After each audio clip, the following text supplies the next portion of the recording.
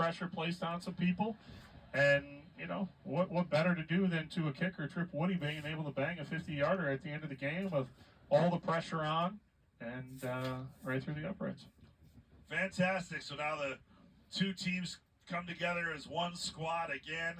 They meet to take a knee. Let's listen in and see if Coach Brown has anything he wants to share with us. Don't know if he has a microphone at the moment. He was talking to his team. And as you well know, Adam, I mean, the roster now is in lower numbers, obviously, than it would be during the year. You're going to have well over 100 folks when the rest gets here in the fall and all that. But so many others involved in operating a major college football program day to day, year round. So a few of the extra invested folks are out on the field.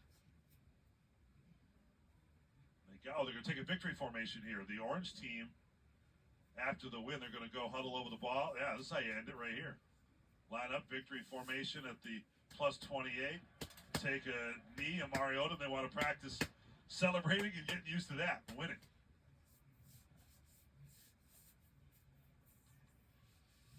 Fun. Yeah, he's been trying to ingrain them in those types of habits. Expect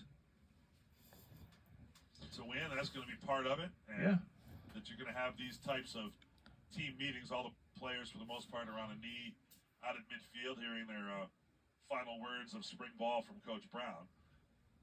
Again, from here on out, it's always talked about being captain's practices, right? And those types of things you could do on your own. And the strength coach is the head coach of the off season and that type of thing, because we're seeing the talent that's coming into the program with the better recruiting classes. It gets nurtured throughout the year, of course, but these next few months are important because who we see in August and those heights and weights that you see come July and August might be a little different than we see right now. Yeah, and hopefully the speed changes as well. I mean, if you've listened to Fran Brown in this offseason, I think, you know, one of the things he's trying to establish is culture in the locker room, doing it the right way.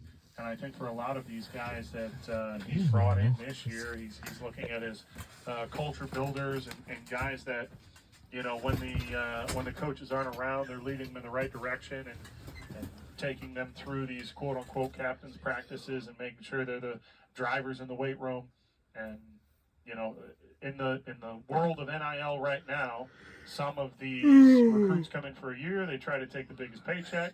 And I think Fran is trying to get away from that and trying to build a bunch of guys that love football, not just what football does for them.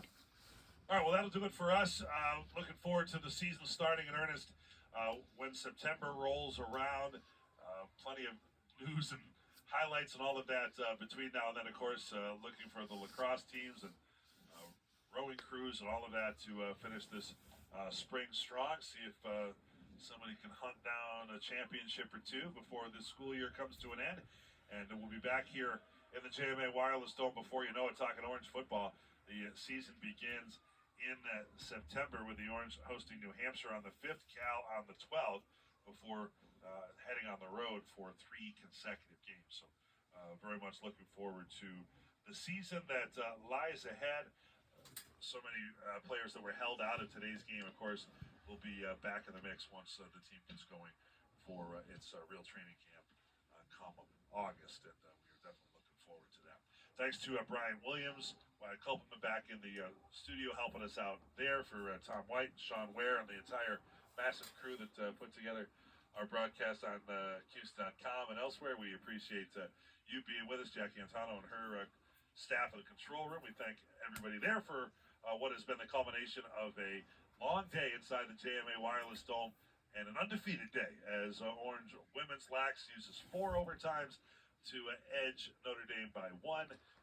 Cuse men's lax keeps it rolling with a win against Virginia, and the spring football game ends in dramatics with the Orange team winning on a last-second field goal from 50 yards out by returning transfer Trip Woody. For Adam Terry, I'm Matt Park saying so long from the JMA Wireless Dome. Can't wait to have you here in the fall.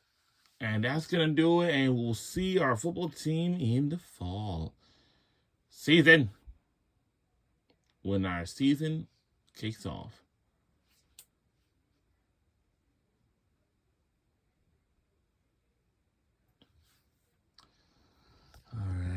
That's going to do it. So we'll see our team again this fall.